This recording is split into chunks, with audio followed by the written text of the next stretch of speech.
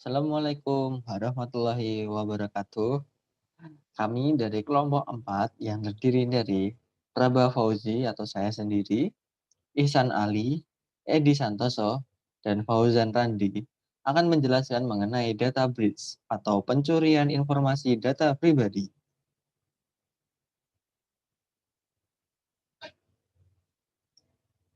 Ya, ini pengertiannya. Untuk pengertian data pribadi, itu terdapat dua peraturan yang menjelaskan mengenai data pribadi, yaitu UU, Undang-Undang, serta Peraturan Menteri Komunikasi dan Informatika Nomor 20 Tahun 2016 tentang perlindungan data pribadi. Data pribadi adalah data perseorangan tertentu yang disimpan, dirawat, dan dijaga kebenaran serta dilindungi kerahasiaannya.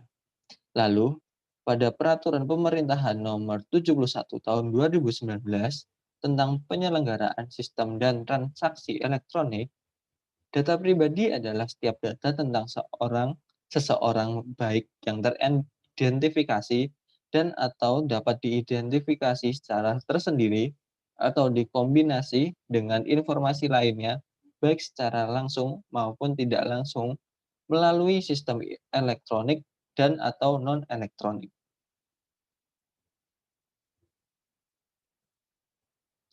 Berikut adalah kriteria data pribadi.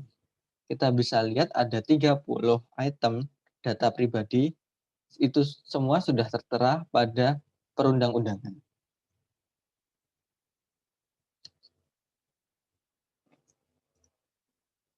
Next. Selanjutnya adalah data breach. Apa itu data breach? Data breach adalah kejadian apapun di mana informasi rahasia atau sensitif telah diakses tanpa izin. Bisa diartikan bahwa data breach adalah pencurian data.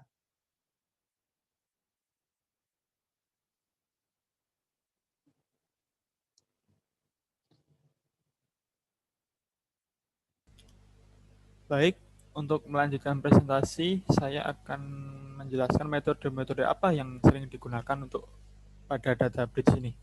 Yang pertama itu yang sudah umum yaitu phishing. Walaupun gambarnya di sini memancing, tapi bukan phishing ya, tapi phishing. Phishing itu penipuan dengan mengelabui target dengan maksud untuk mencuri data-data dari target. Kemudian ada beberapa jenis phishing yang sering kita jumpai. Yang pertama itu adalah spear phishing. Spear phishing sendiri itu biasanya pelaku mengirimkan email kepada target dan dia mengaku sebagai perusahaan atau orang yang terpercaya.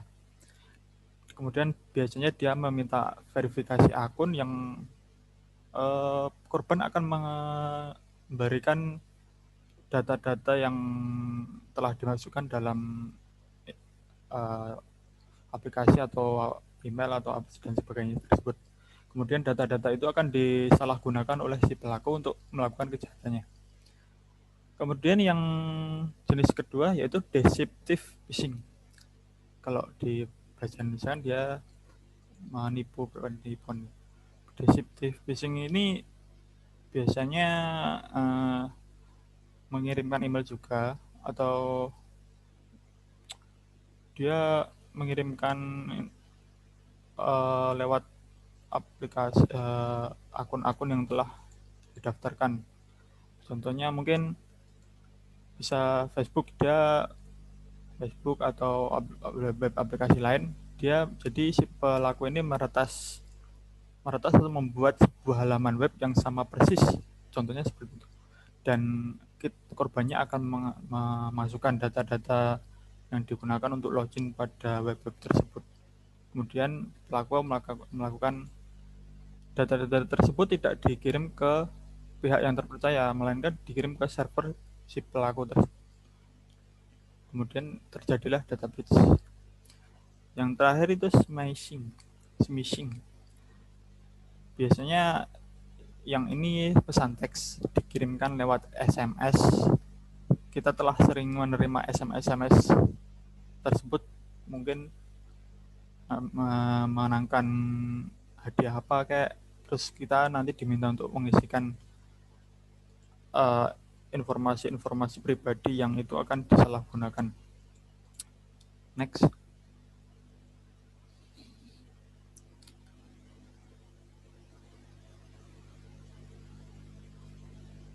Yang selanjutnya yaitu brute force attack. Yang ini gampang banget ini ininya.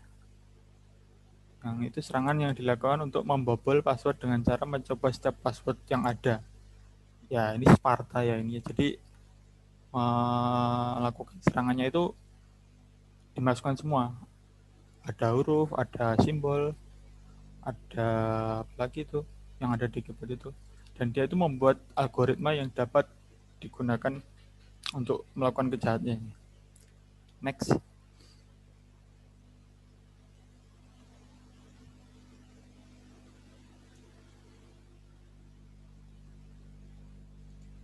Next. Yang terakhir itu adalah malware. Malware adalah singkatan malicious software. Biasanya adalah sebuah software yang dirancang untuk tujuan untuk membahayakan, menyusup, atau merusak sebuah komputer. Malware ini biasanya terjadi jika komputer korban tidak terdapat sebuah proteksi yang canggih. Biasanya kita mengakses suatu link atau apa, kemudian kita menginstal software apa, itu biasanya jika tidak ada proteksi dari komputer kita, bisa terjadi komputer kita akan terkena sebuah malware ini. Kemudian si pelaku akan memiliki data-data pribadi yang telah kita biasa inputkan biasanya. Next.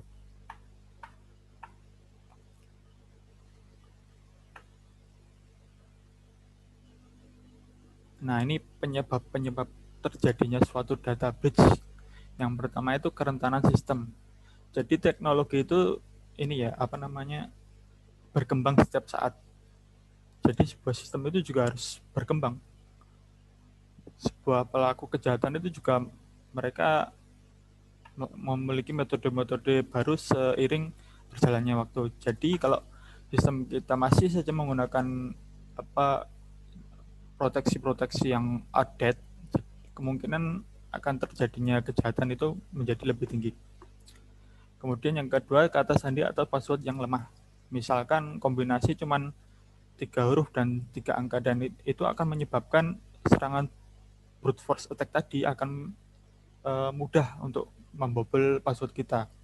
Jadi saya sarankan untuk memiliki sandi atau password yang lebih kompleks kombinasinya, biar kesusahan untuk diserang. Dan ketiga yaitu malware tadi.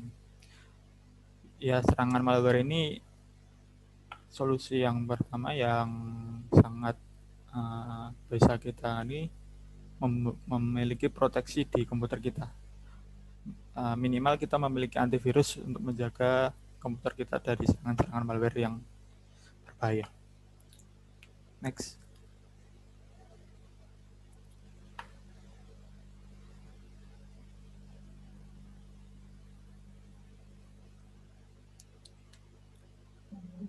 Untuk yang selanjutnya adalah regulasi dan peraturan.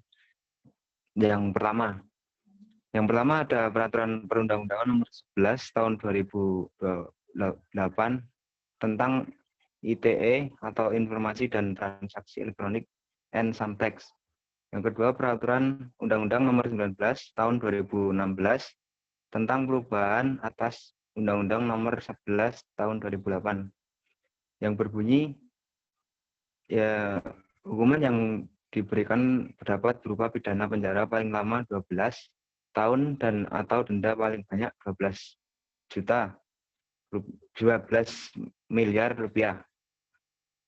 Untuk UU nomor 19 tahun 2016 pasal 26 ayat 1 dan 2 yang berisi tentang penggunaan data pribadi seorang harus dilakukan atas persetujuan orang yang bersangkutan, dan bila dilanggar hak tersebut maka dapat mengajukan gugatan atau kerugiannya.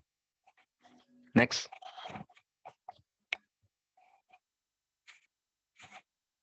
Regulasi dan peraturan Kedua, terdapat Permenkominfo 20 tahun 2016 tentang perlindungan data pribadi dalam sistem elektronik.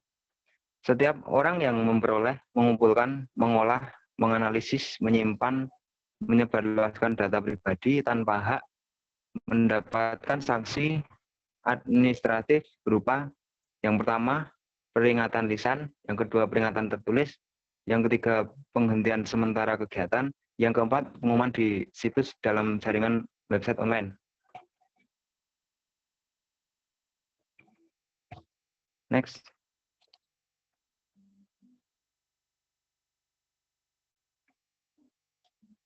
Ya, salah satunya contoh kasus.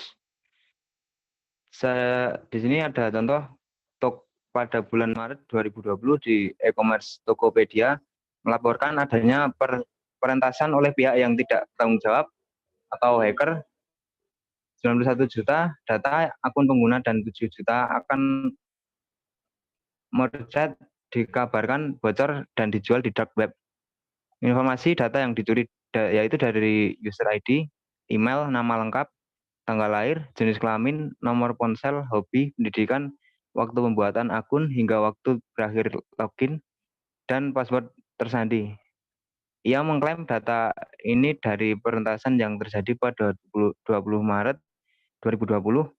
Sehari kemudian, hacker mengumumkan telah menjual 91 juta data seharga 5.000 US dollar atau setara 75 juta rupiah di Empire Market, pasar gelap di dark web. Next.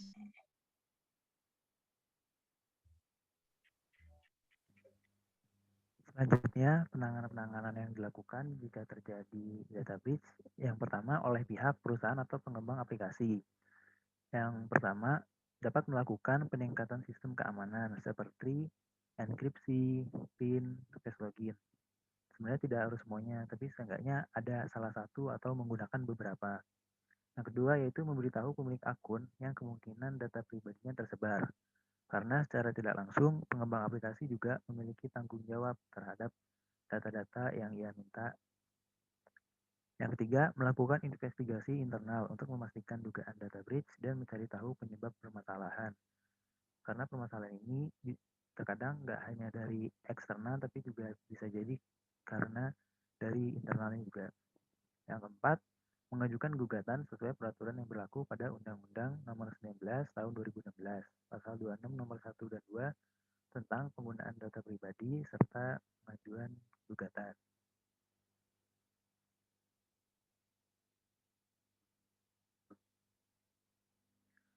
Selanjutnya untuk yang kedua itu bagi pihak pengguna atau usernya. Yang pertama, tidak memasukkan informasi data pribadi pada aplikasi yang sebenarnya kita itu tidak terlalu menggunakannya.